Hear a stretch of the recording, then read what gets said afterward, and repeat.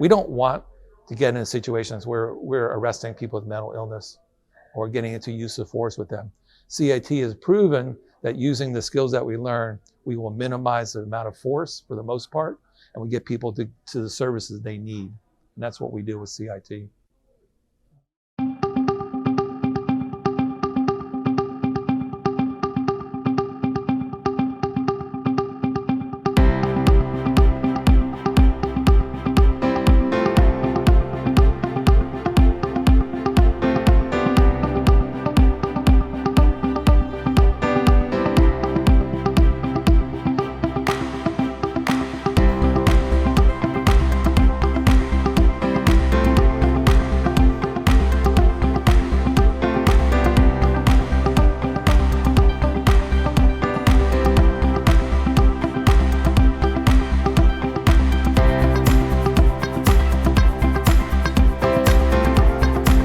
For 15 years, I've been doing this job and encountering people who are in crisis. I think CIT gives you an extra added edge in being able to articulate and to identify a crisis.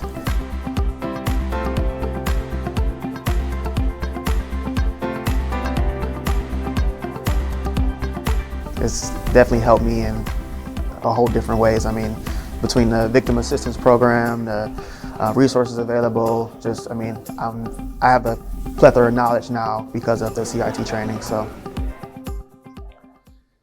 Akron, believe it or not, was the second CIT program in the whole country. We had about 24, 25 initial officers who went through the program, and I was one of them.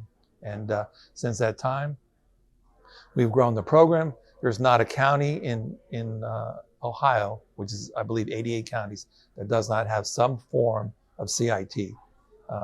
But again, proud Akron, we were the second one in the whole country, so that's a great thing.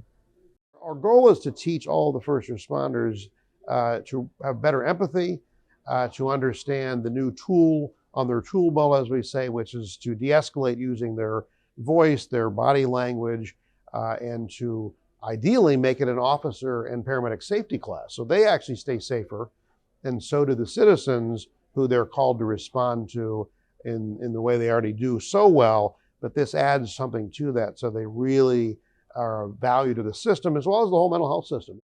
What we do is we have a 40-hour program, and for those 40 hours, 4 days of which we go through intensive training. We have experts in a number of areas. We have psychiatrists, we have legal experts, we have experts from mental health. And they'll come in and talk about their expertise and how courts, how psychiatry all relate to dealing with people with mental illness, specifically in crisis.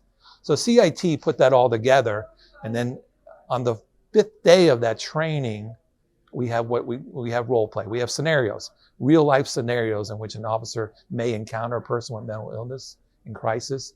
And so we use the skills that we learned from those 4 days of intensive training, how to deal with someone, how to talk to them in a way that, is empathetic, understanding, and not in a demanding, police-oriented kind of way, in more of a helping kind of, let's get this person to the place they need to get help. You're presented with all these resources that you can utilize within the county. Summit County is specifically where I work, and how to use those resources effectively with people in my own community.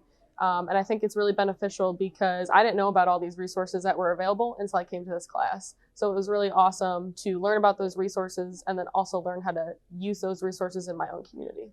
CIT has given me the ability to provide crisis intervention in many scenarios, whether that be working with victims of crime, going out on scene with police officers, and being able to just understand the specific needs of our community and be able to provide crisis intervention at their level. As part of CIT and the CIT training, we do a ride-along with the case manager and site visits, but the ride-along with the case manager, I was able to see actually a patient that I had maybe a year and a half ago, who was homeless at the time. He would call EMS out for multiple reasons. And it could just be something simple as he is cold tonight, he needs a place to stay.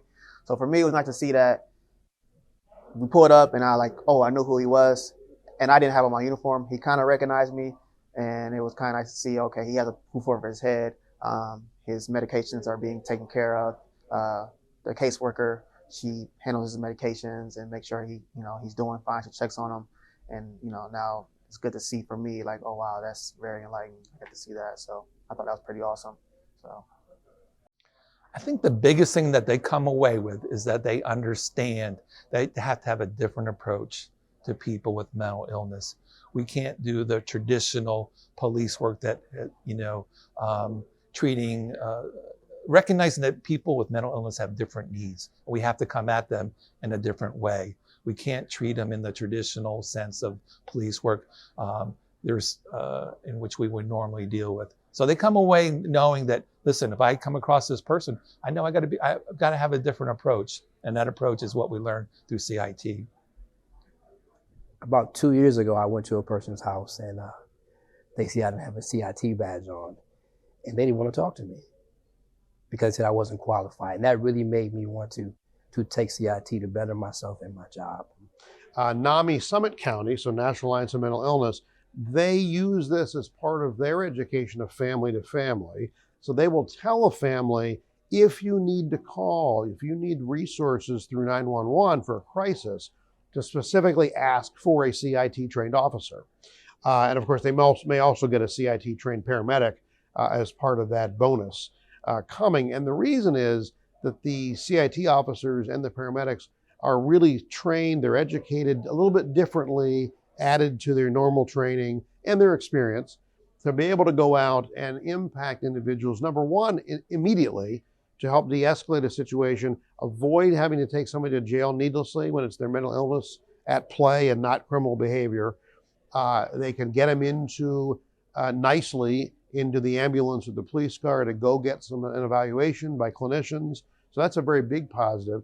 They also are armed with resources. So we have explained to them during the 40 hours what exists in Summit County. And we're fortunate we have a rich system for mental health and substance use treatment.